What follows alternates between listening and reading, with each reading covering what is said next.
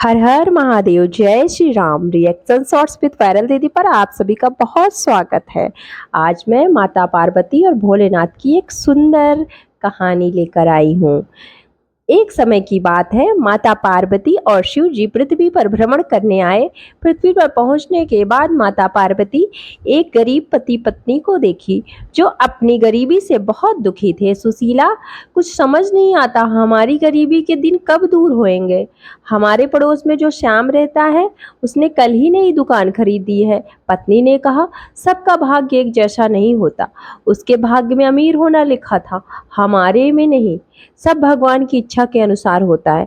पता नहीं हमारे अच्छे दिन कब आएंगे, प्रभु की कृपा हम पर कब होगी। न जाने कौन से बुरे कर्मों की सजा हमें मिल रही है।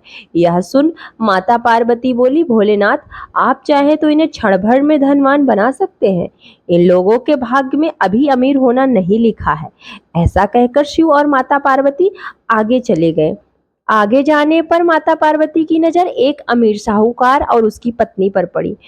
सुनो जी, आज मुझे 5,000 रुपए चाहिए। मुझे अपने बच्चे को उसके पसंद का खिलौना दिलाना है। साहूकार ने कहा, 5,000 का खिलौना? इतना महंगा खिलौना दिलाने की क्या जरूरत है?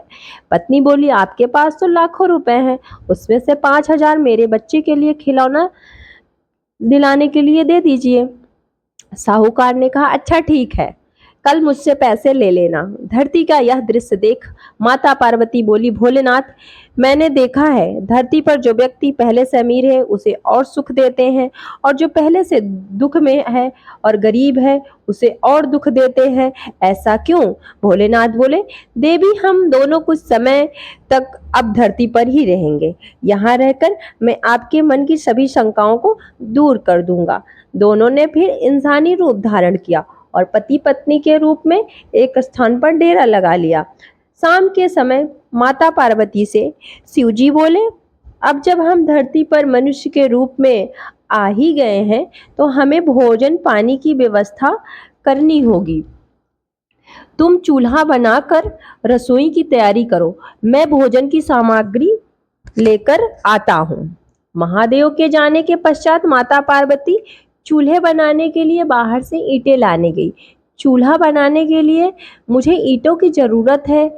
इस गांव में तो बहुत सुंदर सुंदर घर है, यहाँ से ईंटें लूंगी तो घर की सुंदरता खराब हो जाएगी। अरे, ये जर्जर मकान दिखता है, इस मकान से ईंटें ले लेती हूँ।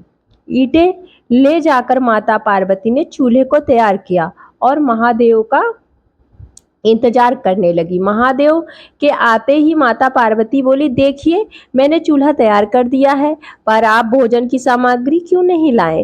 भोलेनाथ बोले, अब सामग्री की कोई आवश्यकता नहीं है, क्योंकि जिस प्रश्न का उत्तर ढूंढने आप पृथ्वी पर आई थी वह आपको स्वयं मिल गया है। मैं कुछ समझी नहीं स्वामी, आप यह चूल्हा बनाने के लिए ईंटें कहाँ से लेकर आई हैं देवी? महादेव, गांव के कुछ जर्जर टूटे फूटे मकान थे, उन्हीं में से लाई हूँ देवी। जो मकान पहले से ही टूटे थे आप उन्हें और खराब कराई। पक्के और मजबूत मकानों से भी आप ईंटें ले सकती थी, लेकिन प्रभु, उन घरों के लोगों ने अपने घरों का रख रखाव बहुत अच्छे तरीके से किया है। उनकी सुंदरता को खराब करना मुझे अच्छा नहीं लगा। देवी, आपके पूछे हुए प्रश्नों का उत्तर भी यही है। जिन लोगों ने अपने जीवन को अच्छे कर्मों से सुंदर बना रखा है, उन्हें दुख कैसे मिल सकता है? इस संसार में हर मनुष्य अपने कर्मों का फल भोगता है। सबके पास सब कुछ नहीं होता। मनुष्य के पास पिछले जन्मों का कर्म उसे इस जन्म में भुगतना ही पड़ता है। अपने प्रश्नों का उत्तर पाकर देवी पार्वती भोलेनाथ के साथ कैलाश पर्वत पर लौट गई। तो यदि आप लोगों को ऐसा लगता हो जीवन में कि आपके साथ अच्छा नहीं हो रहा है, आपके साथ बुरा ही बुरा हो रहा है, तो आप ये सोचिएगा कि आपके जो पुण्य है वो औरों की अपेक्षा कहीं ना कहीं कम है।